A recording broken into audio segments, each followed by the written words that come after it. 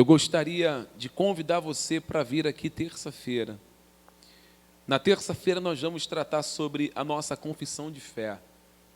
Alguns dos senhores que estão aqui, irmãos e irmãs, não conhecem muito bem a nossa confissão de fé. Tem um pouco de dificuldade de compreender.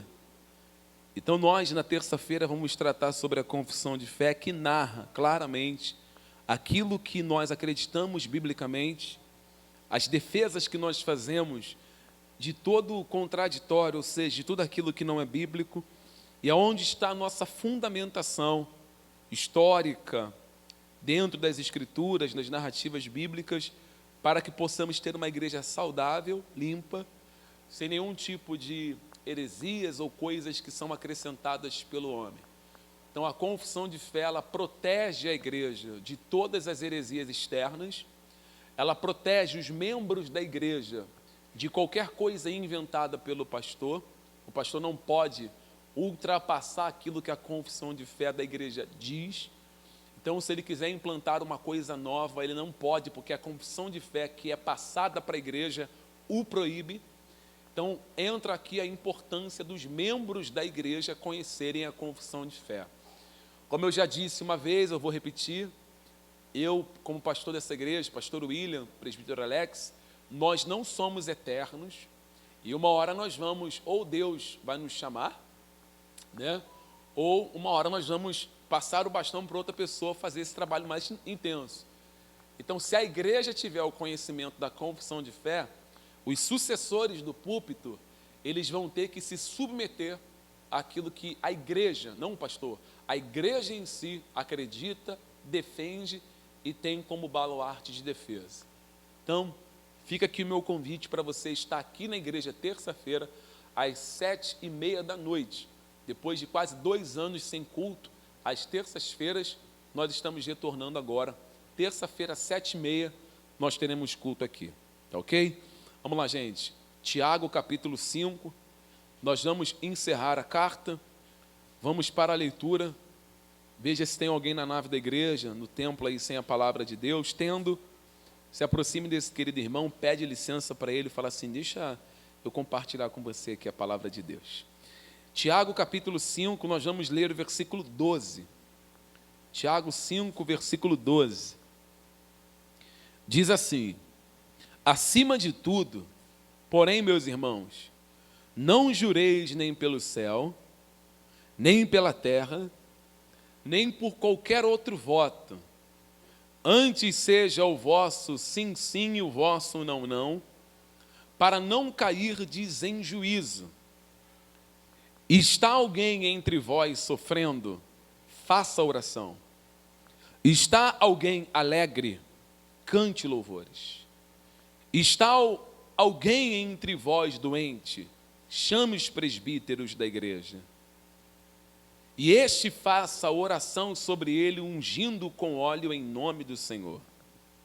E a oração da fé salvará o enfermo, e o Senhor o levantará.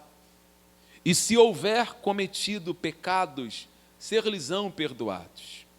Confessai, pois, os vossos pecados uns aos outros e orai uns pelos outros, para serdes curados. Muito pode, por sua eficácia, a súplica do justo. Elias era homem semelhante a nós, sujeito aos mesmos sentimentos, e orou com instância para que não chovesse sobre a terra, e por 3 anos e 6 meses não choveu. E ele orou de novo, e o céu deu chuva, e a terra fez germinar seus frutos. Meus irmãos, se alguém entre vós se desviar da verdade, e alguém o converter, saiba que aquele que converte o pecador do seu caminho errado, salvará da morte a alma dele e cobrirá uma multidão de pecados. Amém? Vamos orar. Pai, em nome de Jesus, eis-nos aqui mais uma noite para falarmos da Tua palavra. Nós te suplicamos em nome de Jesus que fale aos corações dos nossos irmãos, Que a Tua palavra entre na mente dos nossos irmãos, faça morada nos nossos irmãos. Que a Tua palavra destrua completamente tudo aquilo que não é bíblico, tudo aquilo que seja errôneo, fora das Escrituras, e que os nossos olhos, eles possam se abrir nesta hora para as verdades da Tua palavra. Senhor, é a Tua verdade que nos liberta, é a Tua palavra, a verdade, que nos faz fazer exatamente como o Senhor nos orienta. Então, abençoe os nossos irmãos que estão aqui, abençoe os nossos irmãos que vão ouvir pelo Spotify, os nossos irmãos que vão acompanhar essa pregação pelo YouTube, que todos possam entender o que a Sua palavra nos diz, em nome de Jesus, amém. Queridos irmãos, podem sentar.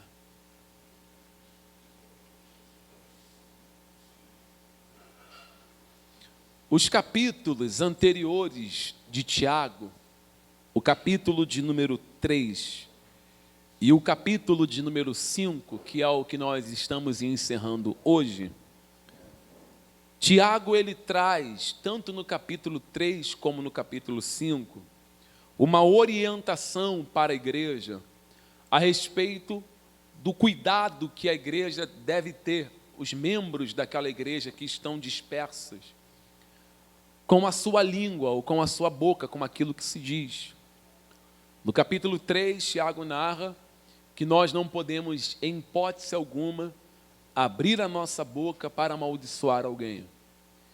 Ele até diz que os cavalos, para serem dominados, há necessidade de se colocar freio na boca de um cavalo. Quando nós lemos o capítulo 5, nos versículos anteriores, nós encontramos Tiago orientando, falando o seguinte: olha, não falem mal um dos outros, não vivam falando mal entre si, porque você pode entrar em juízo quando você faz isso. Porque Deus é o juiz de toda a causa, e Tiago orienta a igreja, em vez de maldizer, bem dizer. Em vez de tratar na mesma moeda ou da mesma forma, Tiago orienta os cristãos a deixar que Deus julgue a sua causa, mesmo que ele esteja sendo ofendido e maltratado. Tiago diz: olha, não julgue para que vocês não sejam julgados. Deixe essa causa com Cristo. E agora, no versículo 12, Tiago novamente traz esse ponto, que é a narrativa a respeito da boca, da língua. Só que agora ele vai falar a respeito do juramento. O que os cristãos, eles estavam fazendo, e muitos até hoje fazem isso. Mas o que os cristãos faziam quando eles queriam fazer um juramento? Eles conheciam muito bem a lei de Deus. A lei de Deus proibia qualquer tipo de juramento em nome de Deus. Deus não permitia que o seu nome ele fosse falado em vão. Você vai encontrar isso no livro de Deuteronômio, e você encontra também no livro do Êxodo, no capítulo 20, quando você lê ali o Decálogo, os 10 mandamentos, você percebe que Deus, dentro desse mandamento, ele vai dizer assim: ó, não pronunciará o nome do Senhor vosso Deus em vão, para que vocês não entrem em juízo, porque eles tinham isso como prática. Eles iam fazer um juramento, eles diziam assim, ó, eu juro em nome de Deus que eu vou fazer tal coisa. Eu juro em nome do Senhor que eu não vou fazer tal coisa. Então Deus colocou como uma regra, como um mandamento, para que isso fosse abolido. Não podia-se mais jurar em nome do Senhor. Só que aí eles mudaram a maneira de fazer esses juramentos. Eles agora não juram mais pelo nome de Deus. Eles agora começaram a jurar usando o céu e a terra como juramento. E aí eles juram assim: eu juro pelos céus, eu juro pela terra que tal coisa eu vou fazer ou vou deixar de fazer, para que a sua palavra, aos olhos de quem estava ouvindo, aparentemente tivesse peso. Ou seja, quando alguém ouvisse um irmão dizendo assim, eu estou jurando pelo céu, ou eu estou jurando por Deus, aparentemente parecia que aquela palavra, ela tinha um peso. Então, para que eles pudessem ficar fora do juízo, eles começaram a ter essa prática. Já que jurar pelo nome de Deus traz juízo, vamos jurar pelo céu e pela terra. Achando eles que não dariam conta das suas palavras que saíssem da sua boca. Quando nós lemos o Evangelho de Mateus, no capítulo 12, nós encontramos Jesus falando a respeito da frutificação do homem, porque ele usa a natureza, aquilo que era muito conhecido pelos judeus na época, para trazer uma ilustração e ministrar. Preste atenção nisso. Jesus usa a agricultura para falar do homem. E ele diz que uma árvore, ela era conhecida pelos frutos que ela produzia. E Jesus diz assim, olha, uma árvore boa, ela vai produzir bons frutos, e uma árvore má, ela vai produzir frutos maus. E dentro desse contexto, o que Jesus vai falar? Ele fala o seguinte, olha, não pense vocês que, pelo fato de vocês pronunciarem palavras ou fazerem juramentos, palavras frívolas, ainda que vocês não estejam jurando no nome de Deus, mas o juramento de vocês é um juramento sem peso, é um juramento sem cumprimento, não pense vocês que, pelo fato de vocês não estarem jurando pelo trono de Deus, pelo fato de vocês não estarem jurando pelos céus, pelo fato de vocês não estarem jurando nem pelo meu nome, não pense vocês que vocês vão ficar impunes, porque vocês vão ter que dar conta até mesmo das palavras frívolas que vocês falarem. Ou seja, Jesus deixa claro que o homem tem uma responsabilidade sobre aquilo que ele diz. O homem, o cristão principalmente, ele não pode ter uma palavra dupla, ele tem que ter uma palavra só. O cristão, ele não pode viver uma vida de ondas de palavra, ao mesmo tempo que ele diz sim, depois ele diz não. Vou abrir exemplos aqui, daqui a pouco nós voltamos a ler. Existem situações que nós, como cristãos, para não ficarmos mal com a pessoa, nós usamos de estratégia errada, saídas ou lacunas, para nos posicionar acerca de alguma coisa. Por exemplo, alguém diz para você assim, ô irmão, você vai amanhã lá? Nós contamos com você. E essa pergunta está sendo feita para você na frente de muitas outras pessoas. Aí você diz assim, não conta comigo que amanhã eu estou lá. Só que você fala isso, naquele momento, para não gerar um mal-estar naquele ambiente. Mas quando você sai daquela situação, ou você está com seu marido, com os seus filhos, com sua mãe, com o seu pai, ou quando você chega em casa e alguém diz assim para você, você disse que vai lá amanhã?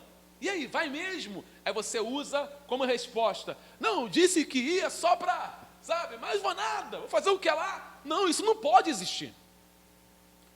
O cristão, ele não pode ter uma dupla palavra, porque nós vamos prestar contas até de palavras que nós falamos e achamos que não tem nada a ver. O que Tiago traz como uma repreensão para aquela igreja? Em primeiro lugar, para eles abolirem de vez esses juramentos e eles começarem a frisar e a pautar pela solidez daquilo que sai das suas bocas.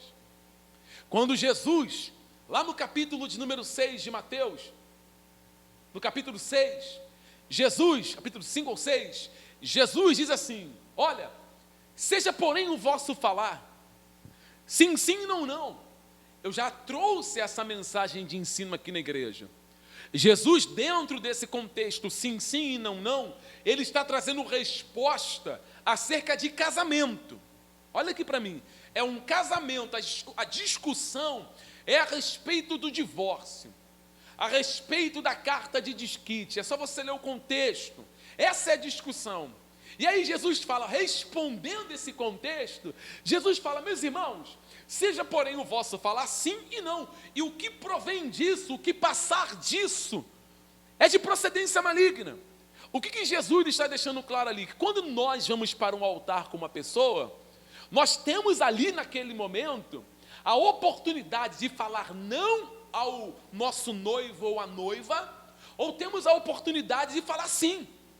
A grande maioria, 90% das pessoas, quando chegam nesse momento, claro que ninguém vai até o altar, faz todo o preparativo de festa, faz convite, sabe, paga buffet, para chegar na hora H do casamento e falar, não quero casar com ele. A maioria das pessoas, quando chegam no altar, na frente de um padre, ou na frente de um pastor, eles dizem assim, sim, eu aceito casar com fulano de tal, prometendo ser fiel a ele, na alegria e na tristeza, na saúde e na doença, na riqueza e na pobreza.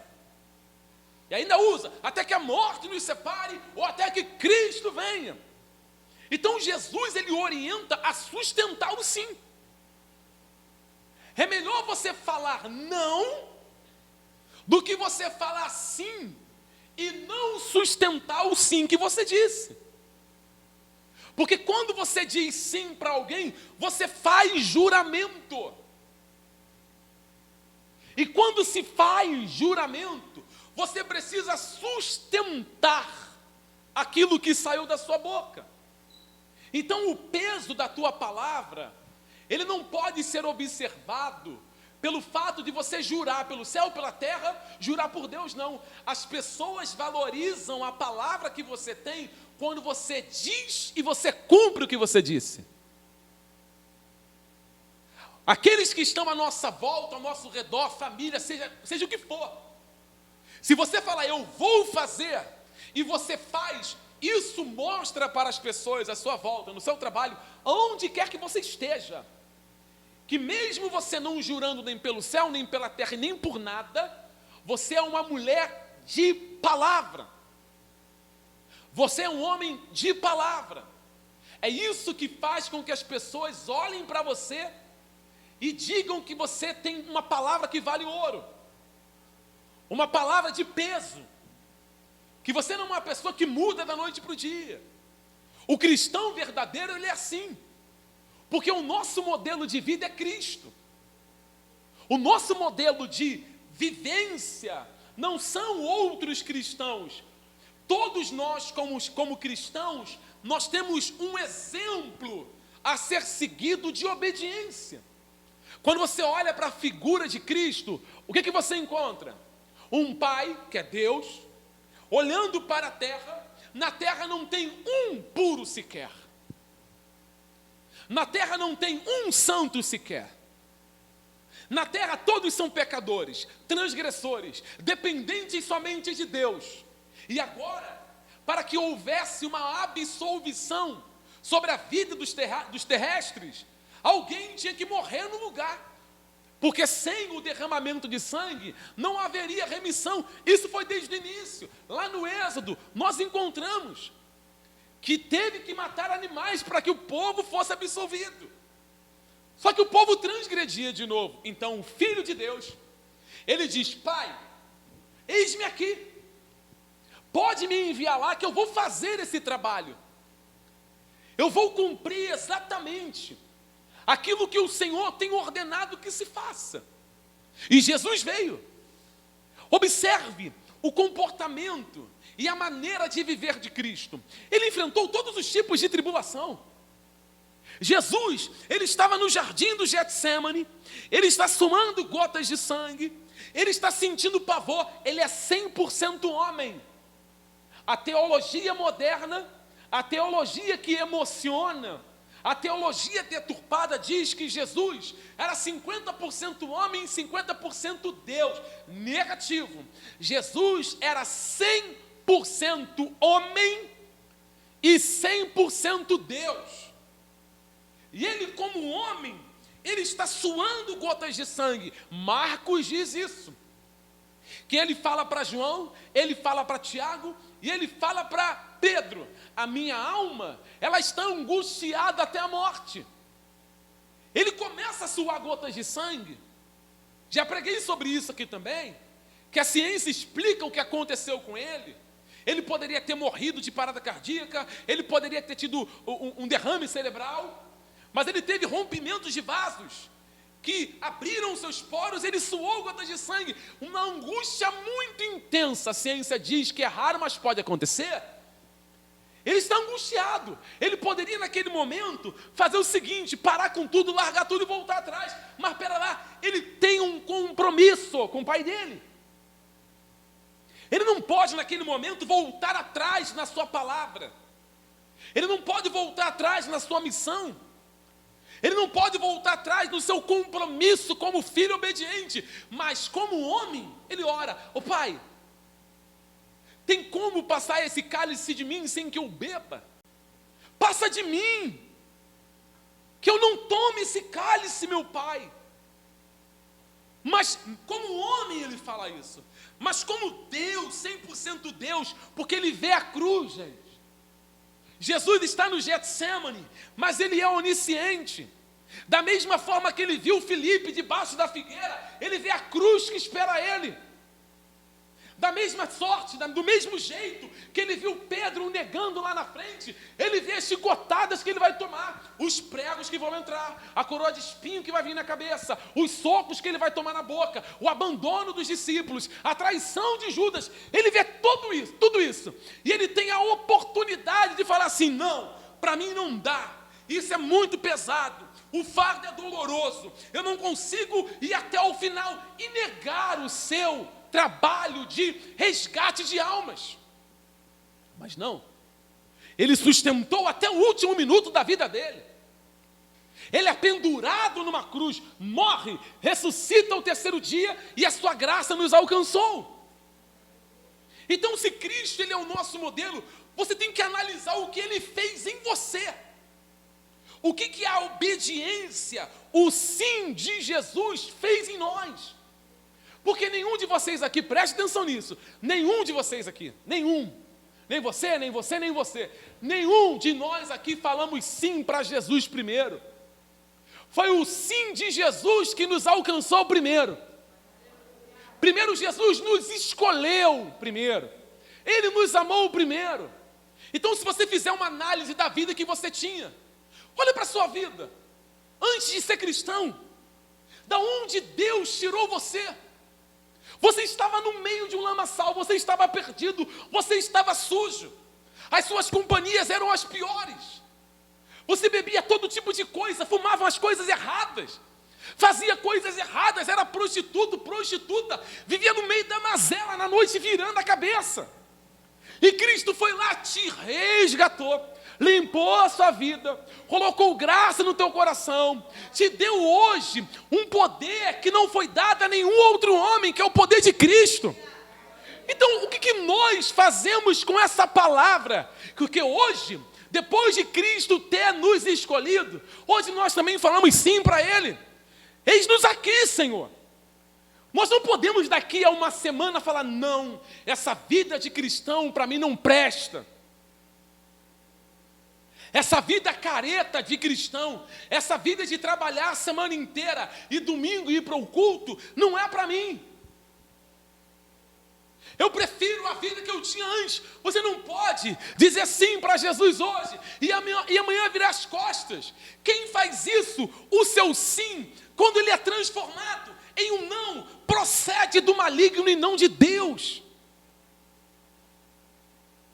Por isso que nós, quando fazemos votos a Deus, quando vamos orar a Deus e falamos: Senhor, estou aqui, eis aqui a minha vida, eu sou teu servo, e eu quero te servir para sempre, independente das circunstâncias, Senhor, independente dos problemas que eu passe, independente das perdas que eu tenha, eu jamais te deixarei, Senhor. Eu estarei contigo todos os dias da minha vida, Senhor. Não abandonarei a tua palavra. Não abandonarei a oração. Não posso, Senhor, virar as costas para a sua palavra. Então manter o sim não é fácil. Não é fácil manter-se como cristão. Amém, igreja? São muitos problemas. São muitas tribulações. são muitas decepções. Nós não temos outra ferramenta a não ser orar. Nós não temos outra ferramenta a não ser acreditar no poder de Deus. Quem está me ouvindo, diga amém. Nós não temos. Você vai buscar qualquer tipo de emoção, qualquer tipo de coisa que possa preencher o vazio da tua alma. A única coisa que pode te ajudar é a oração. Não existe outra coisa. Aquilo que nós sempre temos frisado, a nossa responsabilidade com você, membro dessa igreja, visitante dessa igreja, a nossa responsabilidade com vocês é não deixar vocês saírem desse culto emocionados. Ninguém pode sair de um culto emocionado. Ninguém pode sair de um culto motivado. Nós temos que sair do culto convertidos. Amém, igreja? Nós precisamos sair do culto com o nosso coração cheio de graça. Refletindo do que o Evangelho falou ao nosso coração, porque é isso que vai trazer vida. A emoção acaba daqui a 2 minutos, gente. O bem-estar do culto, aquele movimento todo, acaba quando ele é superficial. Mas quando a palavra de Deus entra, e ela germina, ela produz vida, e através desta palavra, nós colocamos os nossos pés. E em cima desse rochedo, é o que Jesus diz em Mateus 7. Sopra os ventos, descem a chuva, batem os rios, e a casa permanece inabalável. Porque ela foi fincada, firmada sobre uma rocha. Então nós podemos falar sim para Cristo hoje, e amanhã sermos atacados por uma avalanche de problemas. Podemos, sim, e isso acontece, mas nós temos que trazer num culto a palavra para cá, e firmarmos os nossos pés nessa palavra e falarmos para Deus: Senhor, eu estou na tua palavra e sobre ela permanecerei, independente das circunstâncias.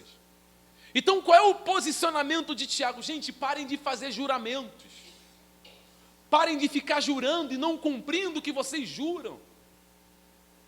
Parem de falar que amam a palavra de Deus, que amam a Deus e amanhã estão virando as costas para Ele. Parem de dizer que Deus é tudo para vocês. E amanhã uma pessoa consegue tirar vocês da presença de Deus. Um desemprego consegue tirar vocês da presença de Deus. Uma doença, um caroço, consegue tirar vocês da presença de Deus. É triste, a gente chora, lamentamos, é doloroso, temos momentos para baixo, mas nós temos que nos sustentar em Cristo, falar: Senhor, nos ajude nas nossas tribulações. Nos ajude nesses momentos difíceis que nós estamos passando. Porque são momentos turbulentos, Senhor, que se o Senhor não me ajudar, eu não vou conseguir. Que se o Senhor não me der força, eu não vou conseguir chegar nem amanhã. Amanhã eu paro, Senhor.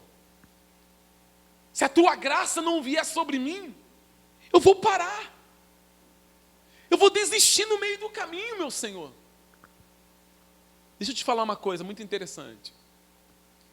Quando você anda no centro do Rio de Janeiro, Presidente Vargas, Rio Branco, você vai ali também no centro do Rio mesmo, mais na região das praias, né, Vieira Solto, Nossa Senhora de Copacabana, você vai naquelas regiões ali, você vê que ali tem prédios enormes, né? Muitos prédios grandes. Lá tem prédios com mais de 60 andares, muito mais, muito mais. E se você fizer uma análise, você olhar para aqueles prédios, você vai ver que nenhum deles tem escora do lado, escorando eles. Dificilmente você não vê um prédio de 100 andares com escora do lado, escorando assim, ó, para que ele não tombe para trás, para frente, para um lado, para o outro. O prédio é enorme, 100 andares, mas sem escora. Por quê? A sustentação deles não é lateral. A sustentação desse prédio, ela está na sua fundação.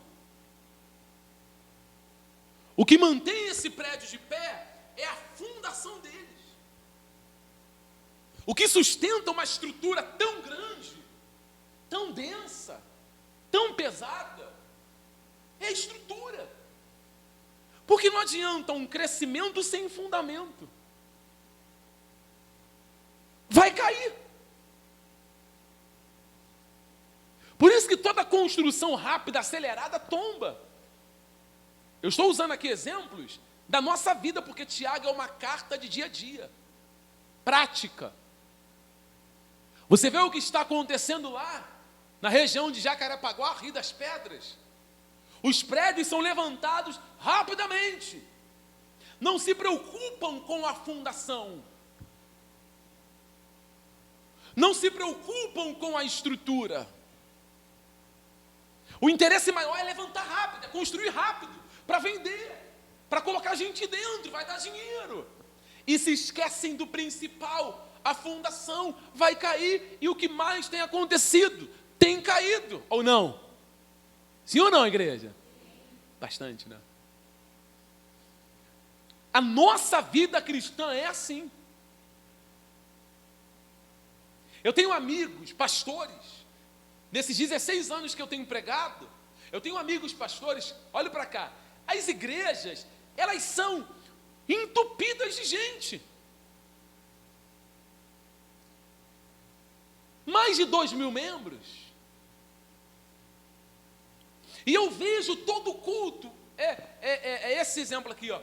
Ganhamos 50 almas para Jesus. Aí vem um outro culto, ganhamos mais 50 almas para Jesus. Olha para mim aqui. Aí no outro culto ganhamos 100 almas para Jesus. Gente, a alma que é salva, ela precisa ser fundamentada para se manter. São muitos joelhos se dobrando na ponta do altar e poucas vidas sendo alicerçadas em Cristo. Por isso que o fluxo da igreja, geralmente, tem se transformado num entra e sai muito grande. Os membros não se solidificam. Eles não conseguem se solidificar. Eles falam sim para Jesus no culto da noite e amanhã estão bebendo. Eles falam sim para o evangelho naquela noite, mas na semana seguinte estão numa boate dançando. O evangelho, quando ele entra no coração de um indivíduo, ele converte o homem.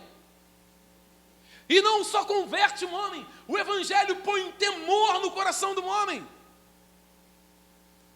O evangelho faz as escamas do homem cair dos seus olhos. O evangelho tira a cegueira da mente do homem. O evangelho faz o homem andar no caminho reto. Para ele, tudo aquilo que está fora da palavra de Deus, que Deus abomina, para ele se transforma numa abominação também. Então aqueles que Cristo chama, aqueles que vêm para Cristo, e para Cristo eles também falam sim, eles permanecem em Cristo e são alicerçados em Cristo e passam a viver uma vida para Cristo. Quem diz isso não sou eu. Quem diz isso é o Evangelho. A nossa preocupação não é trabalhar e ter cristãos emocionados no culto. É ter uma igreja. É sermos uma igreja. Onde quem está lá fora possa dizer assim, ali é uma igreja. Ali tem cristãos. Porque o seu alicerce não é o pastor Washington, mas é Cristo. Vocês não falam sim para o pastor, nós falamos sim para Cristo. Porque é Cristo que nos sustenta. É Cristo que nos mantém de pé. Tiago, capítulo de número 5, versículo 13. É importante a leitura. Versículo 13 diz assim: está alguém entre vós aflito? Faz o quê? Está alguém contente? Cante louvores. Isso deixa claro que a igreja passa por momentos de aflições, muitas pessoas, Com certeza, alguém no nosso meio aqui está aflito. Com certeza. Com toda certeza, alguém deixou a sua casa aflito, com o coração aflito. Isso não é revelação nenhuma. Quem é que não passa por aflições? Quem disse isso foi Jesus. Eu tenho vos dito essas coisas para que em mim tenhas paz. No mundo tereis. Aflição é uma coisa normal para o cristão. Aflição dentro da família. Eu vou repetir isso aqui. Aflição no casamento, aflição com filhos, aflição com doença, aflição com trabalho e aflição até mesmo de crises existenciais. Os problemas do dia a dia. Quem não enfrenta? Quem é que não encara aflições assim, meu Deus do céu? Todo mundo, ou não? Todo mundo enfrenta. Qual é o conselho de Tiago? Se tiver alguém aflito no meio da igreja, faz o quê? Entrega os pontos? Desiste? Não. Ele orienta, ore. Está passando por momentos de aflição, porque o cristão, ele não vive o tempo todo no ápice da fé, na montanha da fé. Não é todo dia que você chega no culto, glória a Deus, irmãos, aleluia, vamos louvar, vamos celebrar a Deus. Não é todo dia. Tem dia que você vem, tudo que você quer é ficar quietinho no teu canto, cantar o teu louvor, ouvir a pregação da palavra e ir embora para sua casa. Tem dia que o teu coração está tão mal, você chegou tão arrastado na igreja, que tudo que você quer é ficar quieto, está aflito. É só chorar no culto e você chora e ora, e pede a Deus misericórdia, pede a Deus ajuda. Isso é normal. Porém, tem outros que chegam no culto, no mesmo dia, no mesmo horário, e já chega querendo louvar. Com um sorriso no rosto, falando com todo mundo, abraçando todo mundo. Todos nós temos essas fases na vida.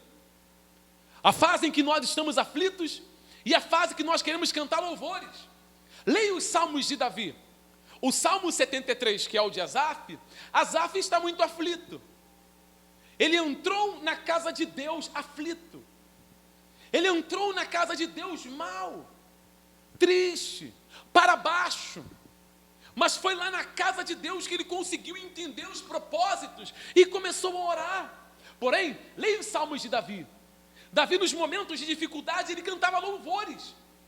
Você lê um dos salmos de Davi, não lembro se é o 41 ou 40, Davi diz assim, Senhor, põe um cântico novo na minha boca, porque ele está em aflições, mas mesmo na aflição dá para cantar louvores.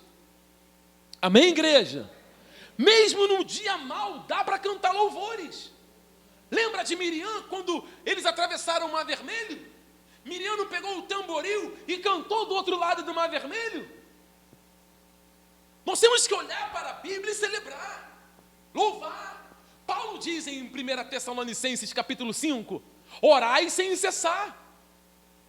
Paulo diz em Efésios que o cristão ele deve estar feliz, que o cristão deve estar alegre, que nós devemos celebrar, mas a nossa vida não é todos os dias uma montanha de alegria. Tem dias que nós estamos para baixo mesmo.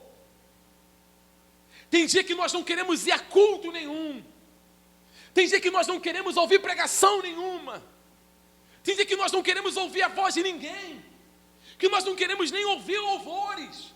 Que nós só queremos ficar deitado e chorar amargamente. Pelas coisas que estamos passando. Pela vida e o momento que estamos vivendo. Mas o conselho de Tiago é orem. Nos momentos de aflições, orem. Nos momentos difíceis da vida, orem. Quando vocês estiverem felizes, cantem louvores, alegres, cantem louvores, mas na aflição, não se entrega, ora.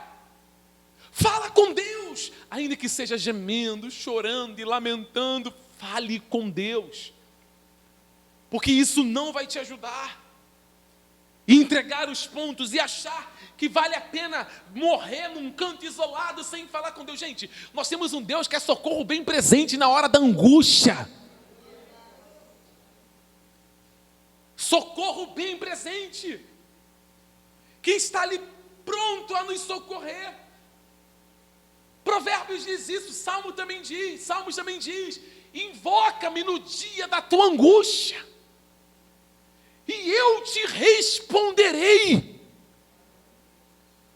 Eu vou atender você. Eu vou cuidar das suas aflições, do seu coração contrito, das suas emoções. Mas quando você estiver feliz, cante louvor, adore e celebre o meu nome. Então a igreja de Jesus, ela não pode ser monótona, se entregar o tempo inteiro. Sempre que você vê um irmão, amém, igreja, que está muito para baixo, sem força, convida ele para orar.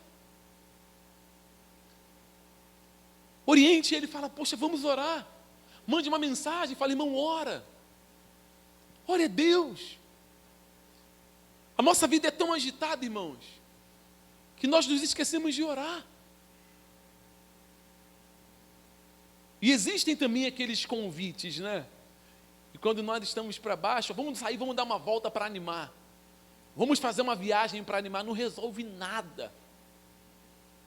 Você vai dar uma volta, você viaja, você fica 3 dias, você dá 30 mergulhos na praia, você sorri, você fica bronzeado e depois está lá do mesmo jeito a aflição, porque a única coisa que pode cuidar do calabouço da tua alma é a oração.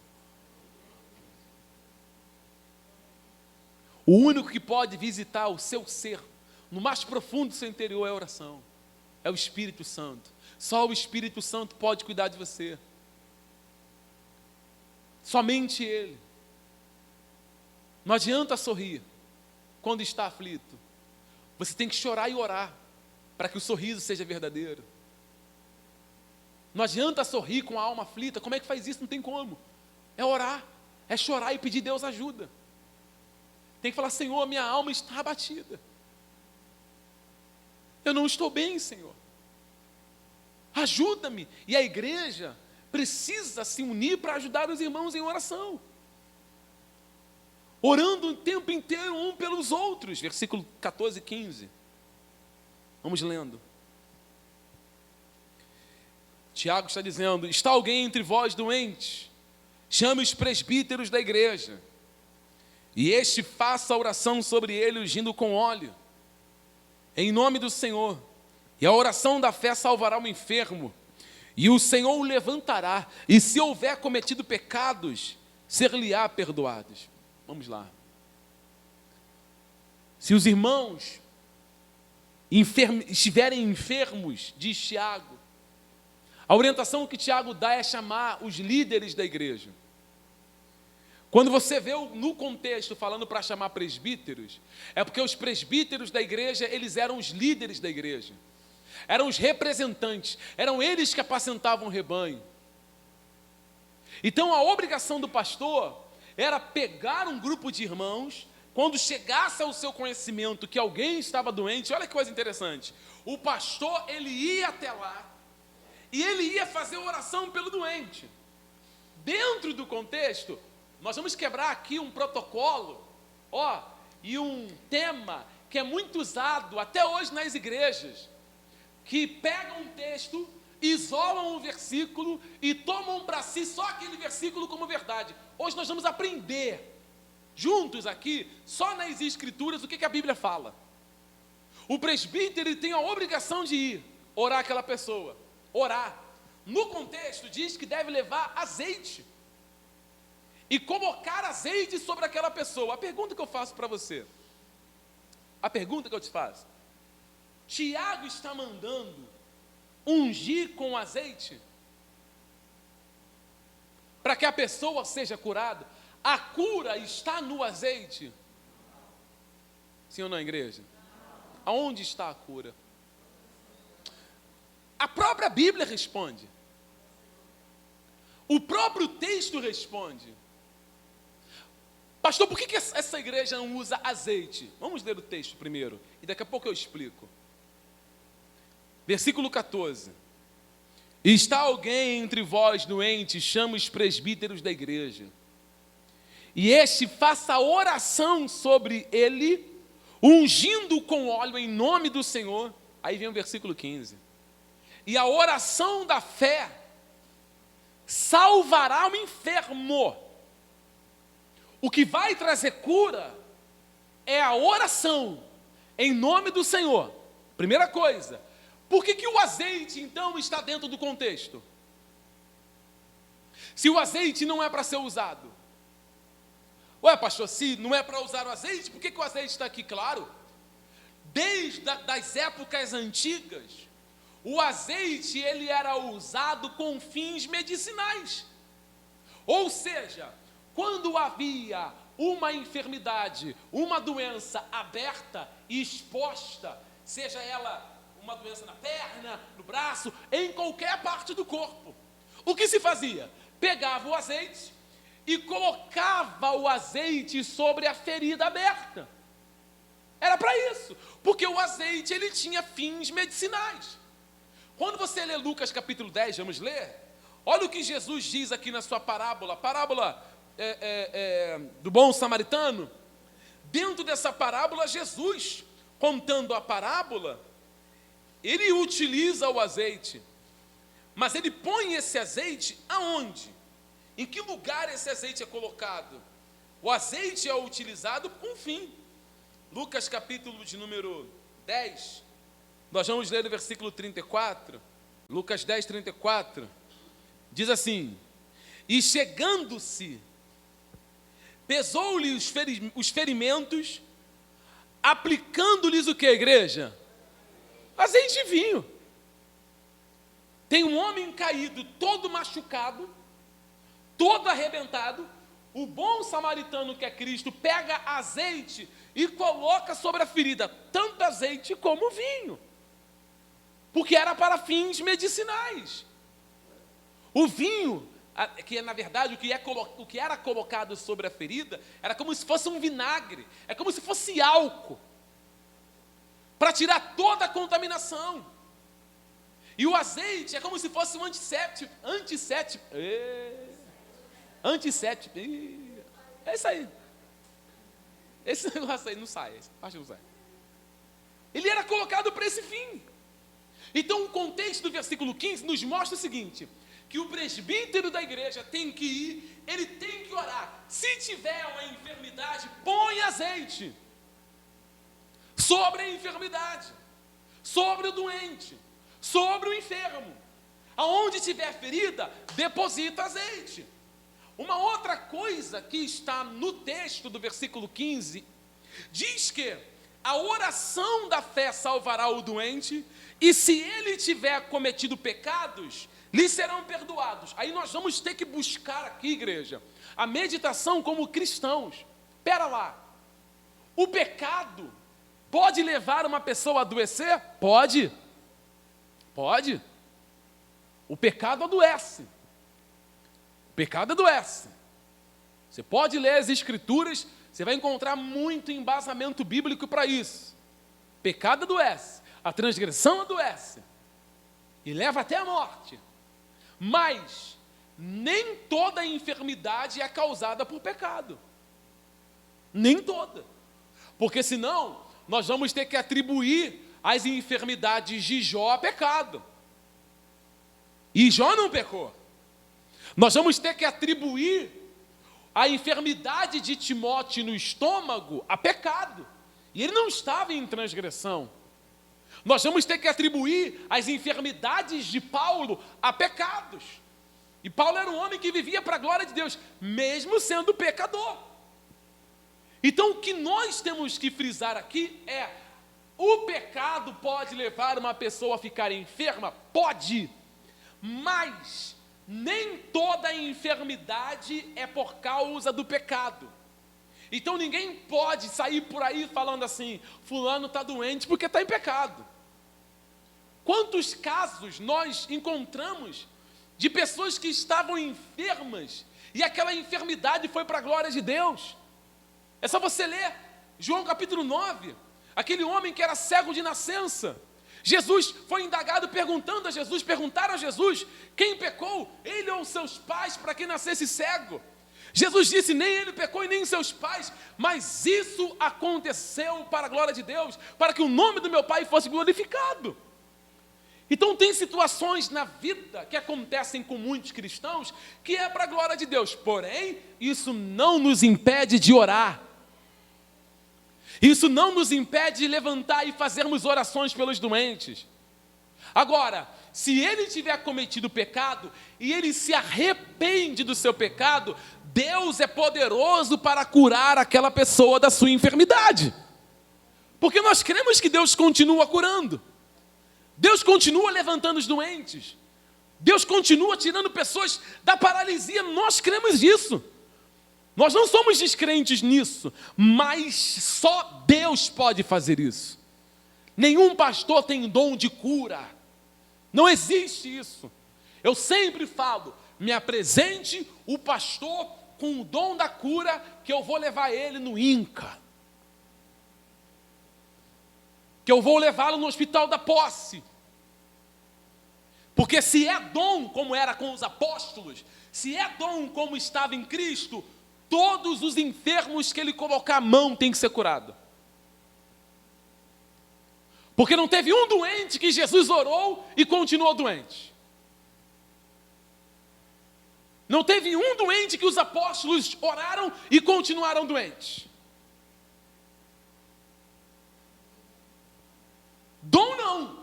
Nós cremos que Deus pode curar a hora que Ele quer, momento que Ele quer, dia que Ele quiser. Deus cura, amém, igreja? Deus cura em todo tempo. Nós cremos nisso de maneira incansável. Agora, se alguém se apresenta para mim falando que tem dom, eu boto o meu pé para trás. Tem dom mesmo, cara? Vamos lá na minha igreja. Vamos lá na minha igreja, porque na minha igreja tem um monte de gente doente. Vamos lá. Ora lá pelos doentes da minha igreja lá. E tem que orar e tem que ser curado na hora, amém, queridos? Amém, queridos? Tem que ser curado, porque isso é dom. Então a nossa obrigação é, está doente? Vamos lá. É enfermidade? Está aberto? Vamos procurar os fins medicinais. Hoje nós não colocamos mais azeite sobre aquela ferida. Hoje tem um monte de remédio. Tem bezetacil, tem um monte de coisa. Você não toma remédio quando está doente, não? Não? Está doente e fala assim, vou morrer com dor. É assim? Oh, gente, pelo amor de Deus, me ajuda aí, vai. Vai lá. Você está lá na cama, largado na cama, assim, ó. Aí começa, mulheres, vamos lá, mulheres. Cólica, como é que é o negócio? Fala. Como é que é o negócio? Hein? A cólica vem. Ai, meu atroverã. É troverã? É troverã? Ai, meu buscopan. Ai. E não aguenta. Homem é mais fraco ainda, tá? Homem está com dor de cabeça. Fica. Amor. Não, de pirona. Estou falando de eu também sou assim. Eu também sou. Mas está doente, vai para o médico. E os presbíteros continuam orando. A irmã Esté trabalha no Hospital da Posse aqui. Pergunte para ela quantos pastores vão lá no hospital orar os doentes. Eles estão recebendo oração, os membros da igreja estão recebendo oração e recebendo medicamento. A medicina está aí, gente. Se for da vontade de Deus, aquela pessoa é curada instantaneamente.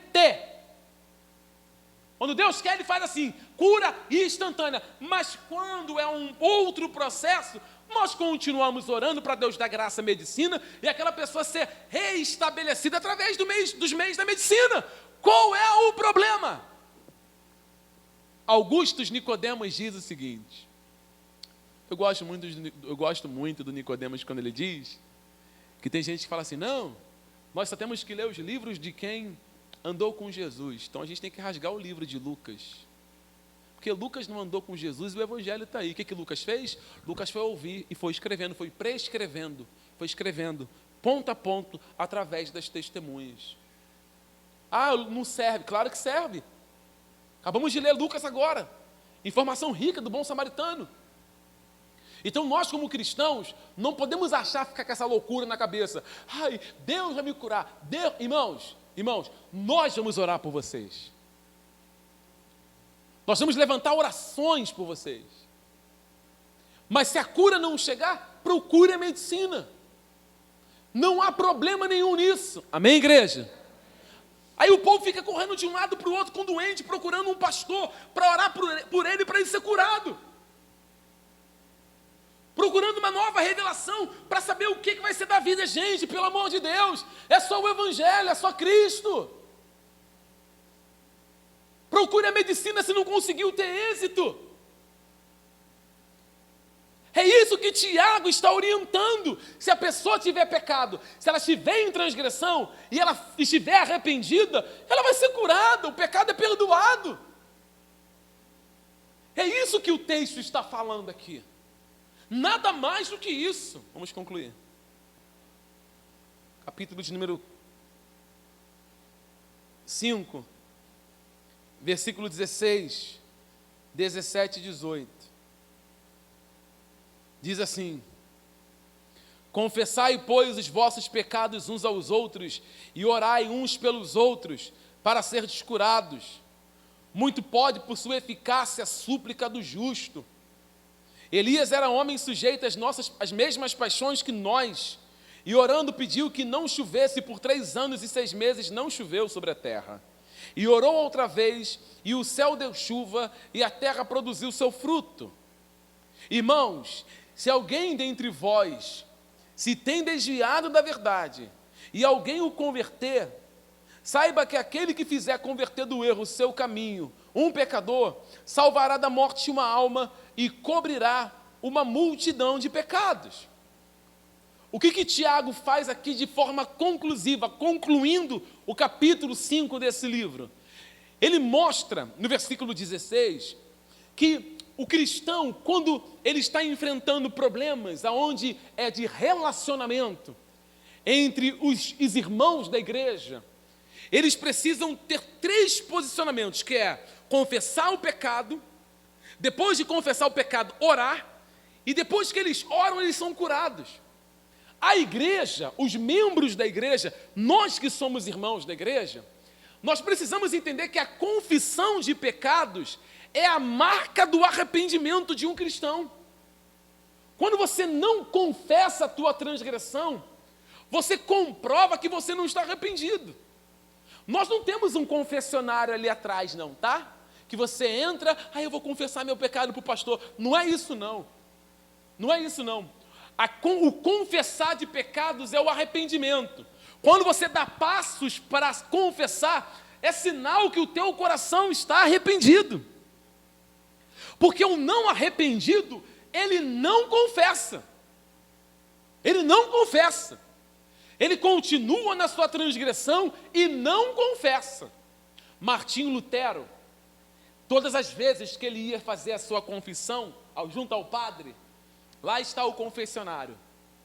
Aí vinha Martinho Lutero para fazer a sua confissão. Padre, eu pequei.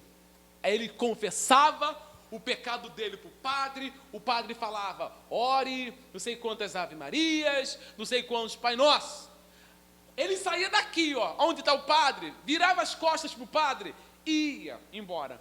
No meio do caminho, indo para casa, ele parava e se lembrava que tinha pecado de novo.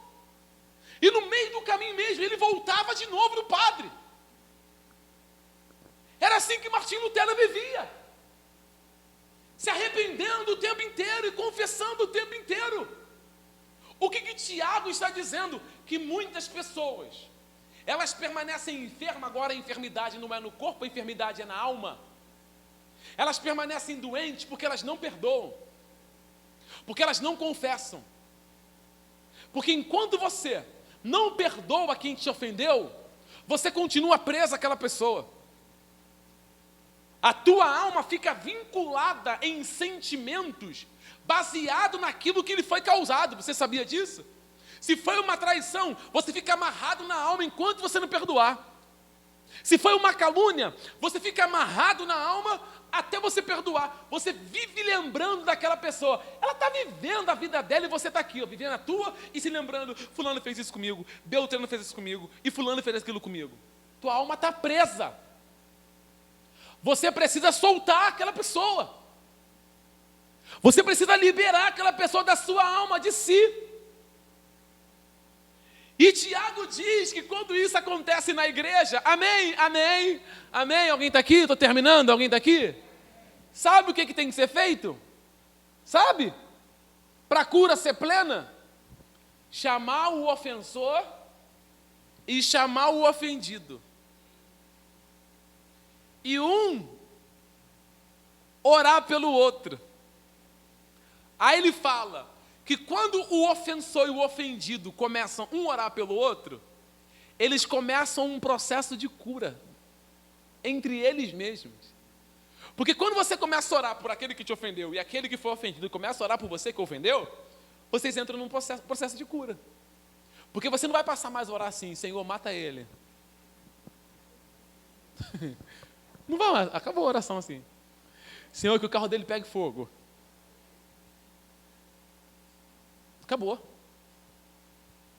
Você vai chegar para o ofensor e o ofendido vai chegar e falar, me perdoa, vamos orar. Vamos orar, irmão, para esse sentimento entre a gente cair por terra, para conseguirmos ter um relacionamento de cristãos. Tem gente que congrega na mesma igreja e não se falam. Tem familiares que moram debaixo do mesmo teto e não se falam. Tem pai que não fala com o filho. Tem filho que tem ódio do pai. Tem irmãos que se odeiam. Como é que faz? Aí você diz assim, vou no culto ouvir a palavra de Deus. Pera lá, tu está preso na alma. Tu acha o quê? A tua alma está presa a um sentimento. Ó, olha para mim aqui, crente, ó. Você sabe, ó.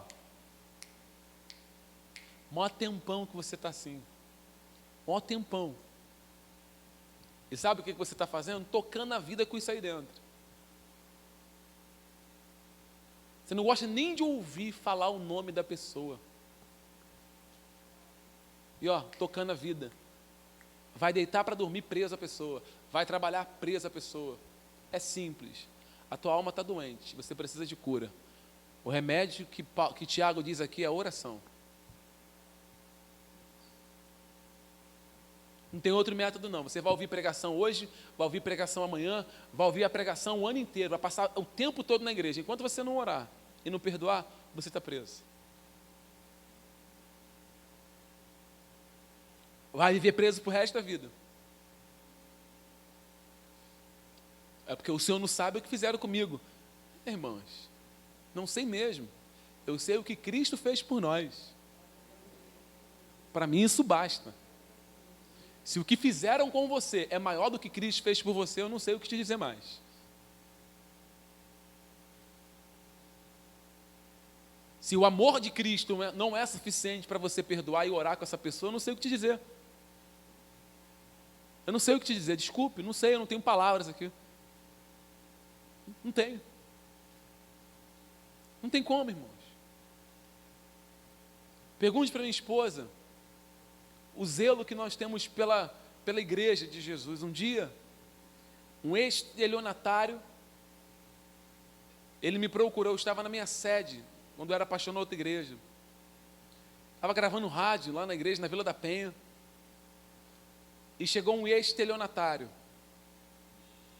Ele sabia meu nome, ele sabia quem era o meu pastor, que é o meu pastor até hoje. E ele chegou assim, quero falar com o pastor Washington de Oliveira. Me chamaram, eu estava no estúdio gravando, desci e falei, pois não, ô senhor Washington, o senhor não é pastor da igreja lá na Zona Oeste? Falei, sou. O seu pastor não é Leonardo Fabian? Falei, é. Casado com Fernanda Fabian? É. Teve até uma filhinha agora há pouco? Falei, é. O cara me conhece meu pastor. Então, eu vi lá que vocês estão fazendo uma obra na igreja na Zona Oeste e nós decidimos fazer uma doação para vocês. Desse jeito. Desse jeito. Qual foi a decisão que nós tomamos? Puxa, que obrigado. Qual é a doação? Olha, tem 35 metros, 40 metros de porcelanato para vocês colocarem na igreja, cimento. Falei, puxa Deus, obrigado, glória a Deus. Irmãos, fui um rapaz buscar o material. No meio do caminho, olha só, eu acredito que eu fui muito ingênuo, né? Muito ingênuo. Ele me falou o seguinte, deixa eu fazer uma ligação no teu telefone. Eu falei, claro, liguei, vou ligar para a empresa aqui para o caminhão sair já ir carregando o caminhão. eu entreguei o telefone para ele, tá ligando aqui. Falou, vamos lá. Descemos na rodoviária Novo Rio ali, pegamos uma moto. Ele foi numa moto, eu fui na outra moto. Gente, já era tudo combinado. Ele com os motociclistas, um foi ali por trás esse da Cidade Nova ali, perto ali atrás ali. Você pegou a Cidade Nova, entrou numa comunidade que tem ali à direita, e o outro falou assim, cara, não sei o que se trata não. Me deixou no meio do caminho, eu perdi telefone, eu perdi dinheiro. Só que o meu telefone era rastreado. O chip do meu telefone era rastreado, como eu faço com todos os meus celulares. Todos. Escute isso. Para você ver como que as situações, os problemas da vida, eles podem ser resolvidos simplesmente com perdão. Que o ódio, ele vai te desgraçar, gente. Que a falta de perdão acaba com a tua vida. Acaba com você. Eu fui para casa, ele levou, até meu dinheiro eu fui embora. Eu fui para casa, pergunta a minha esposa. Quando eu cheguei em casa, os meus olhos estavam vermelhos. A primeira coisa que eu fiz era ligar para um monte de gente. Que aí a mente começa a trabalhar, né? Eu vou ligar para fulano, para Beltrano, para Cicano, mas sei o quê? Porque o telefone, ele saiu da Cidade Nova, horas, assim, em questão de horas, e foi parar em Santa Cruz. Olha assim, Santa Cruz está dentro da minha casa, vou buscar, desse jeito, a minha mente trabalhando, vou ligar para A, para B, para C, ele vai vir aqui, vai me pegar, eu vou lá agora, não foi isso, esposa? Só que ela disse assim, deixa isso para lá, Deus vai te abençoar, deixa isso para lá. Eu estou falando isso para você, eu já era pastor, mais de 7 anos nessa época. Deixei tudo para lá, gente. O homem está liberado. Não há ressentimento. Às vezes você fica preso sem liberar perdão por causa de uma palavra que te falaram. Por causa de uma palavra. Porque alguém te olhou torto. Às vezes você guarda ódio no teu coração por causa de 10 reais. Cristão é você, irmão. Você é cristão. Você que nasceu de novo. Você está esperando um posicionamento diferente de quem não nasceu de novo? Você está esperando lealdade, fidelidade, companheirismo de quem não nasceu de novo?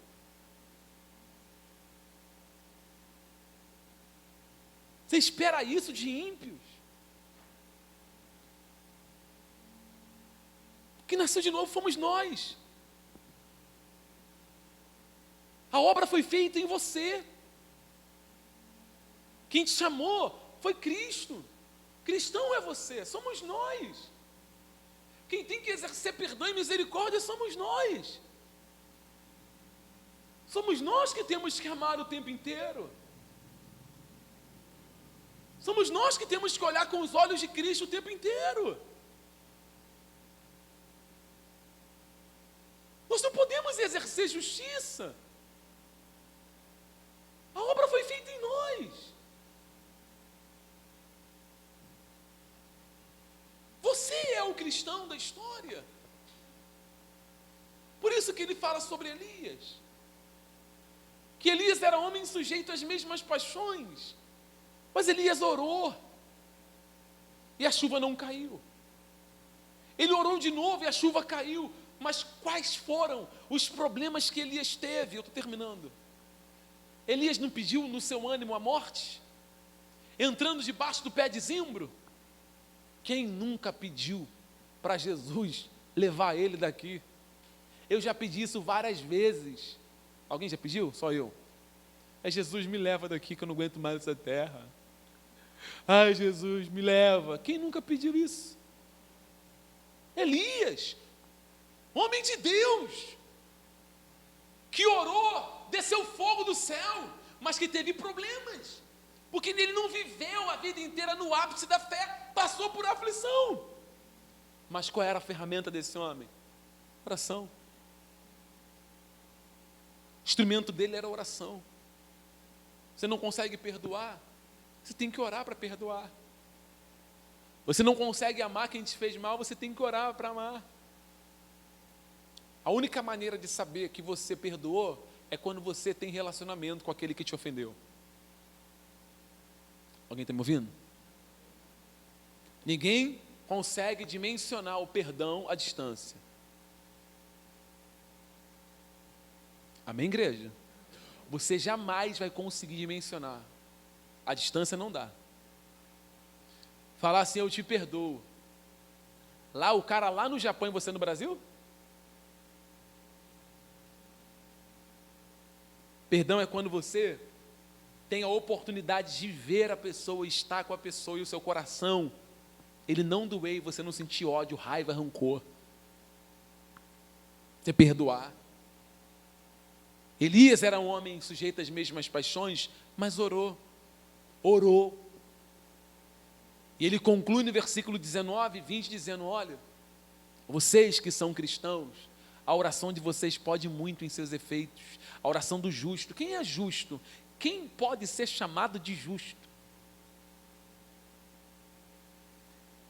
Quando alguém diz a oração de um justo pode muito em seus efeitos, quem pode ser chamado de justo? É o contexto. Aquele que ora, aquele que perdoa, aquele que está curado. Esse sim é o que está apto a orar por alguém. Como que alguém enfermo de alma ora por alguém? Ele primeiro tem que ser curado para poder curar. Primeiro Cristo tem que trabalhar em você, para depois trabalhar através de você.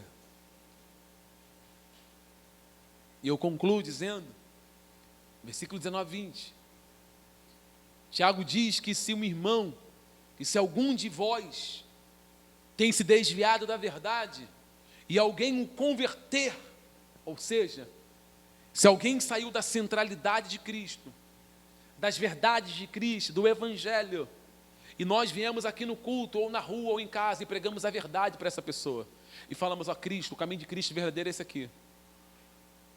Você está num caminho totalmente tortuoso, e aquela pessoa entendeu, seus olhos forem abertos, e ela voltar para o caminho verdadeiro, o versículo 20 diz, que aquele que fizer converter do erro do seu caminho um pecador, salvará da morte uma alma, e cobrirá uma multidão de pecados. Muitos pastores pregam o seguinte, que quando você ganha uma alma, os seus pecados, o pecado daquele que ganhou a alma é perdoado. Não é isso que o texto diz. O texto diz que quando você traz uma pessoa através da verdade para Cristo, aquela alma que estava em pecado, ela é salva. Aquela alma que estava em transgressão, ela é salva. E aí o texto final diz que uma multidão de pecados é perdoada. Ou seja, aquela pessoa que estava em pecado, ela é perdoada por Cristo, por ter voltado para o caminho da verdade. A conclusão dessa mensagem é simples. Encerramos aqui. Nenhum de vocês que estão aqui, devem fazer juramentos se não tem condições de cumprir. Só diga sim para aquilo que você tem condições de cumprir, de fazer. Aos solteiros que estão aqui, digam amém aí, os solteiros. Os solteiros, digam amém. Não diga sim se você não tem condição de sustentar quando se for casar. Melhor que não diga.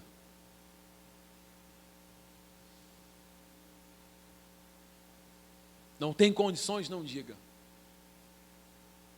Segunda coisa que nós temos que frisar para encerrar, a oração tem que ser o tempo inteiro usada na sua vida. E concluindo, a igreja não vive o tempo inteiro aqui em cima. Nós passamos por momentos difíceis. E nós precisamos orar em todo tempo para conseguirmos permanecermos de pé. É sobre a rocha que nós precisamos estar. Porque se você não estiver em Cristo, além de você não ter condições de falar do amor de Jesus para ninguém, você também vai afundar no lamaçal de pecado. Esteja em Cristo, corra para Cristo, desesperadamente, e permaneça nele. Que você vai ver. como que Cristo nos ajuda até nos piores momentos da nossa vida. Vamos ficar de pé. Existe um grande problema, eu não vou falar problema não, eu vou falar que existe um ponto que é difícil para nós. Pastor William, presbítero Alex, sabe disso. Fazer uma pregação expositiva, versículo por versículo, sem fazer malabarismo bíblico aqui, é complicado e toma muito tempo. Mas nós precisamos pregar o que a Bíblia diz. Amém, igreja? Nós vamos orar. Eu não sei se todas as pessoas que estão aqui nesta igreja são batizadas depois de adulto. Não sei se todos que estão aqui já correram para Cristo, também não sei. Não sei se você já se curvou para Cristo e disse: sim, Senhor, eis-me aqui. Não sei. Mas eu te digo, não há ninguém que possa cuidar da sua alma a não ser Ele. Não há ninguém. Você vai procurar e não vai achar ninguém como Jesus para cuidar de você, para tratar da sua alma. Só Jesus para cuidar de você, irmãos. Talvez você esteja aí refletindo sobre o que você ouviu, mas escute meu conselho de amigo, pastor. Irmãos, eu estou frisando em cima disso porque meu coração queima para falar sobre isso. Você precisa perdoar, irmão. Você precisa exercitar isso. Isso não te faz bem. Grava isso na tua cabeça. Saia desse culto, volte para sua casa. Que o seu dia de amanhã, aonde você for trabalhar, não sei, peça a Deus força para você perdoar, para você amar e passar a orar por aqueles que te fizeram muito mal. Em nome de Jesus. Em nome do Senhor Jesus. Peço a Deus por vocês. Eu vou orar por você. Feche teus olhos.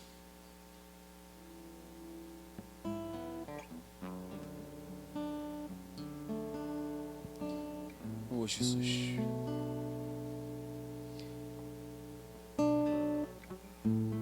Senhor, nós te louvamos nesta noite.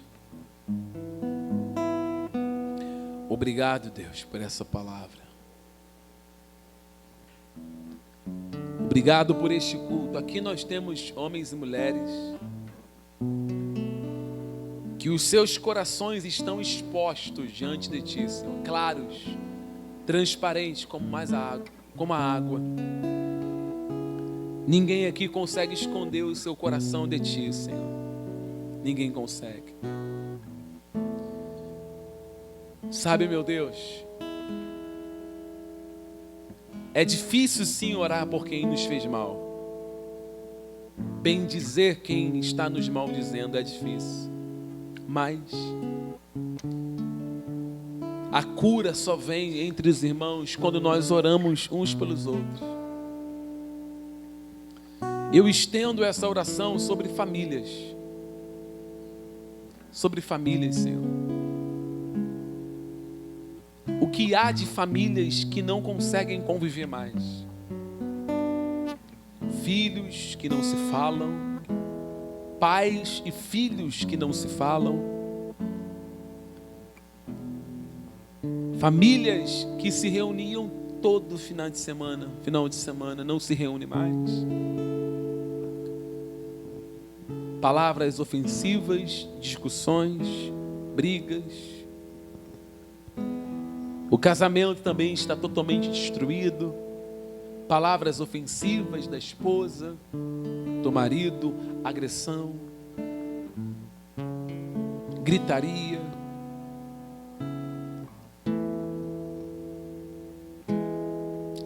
Do trabalho, Senhor, essa pessoa também enfrenta o mesmo problema.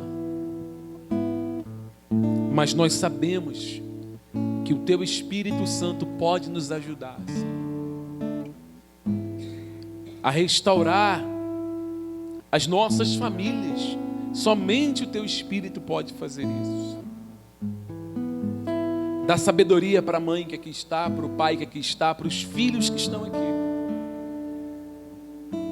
que estão vendo o lar sendo destruídos um dia após outro.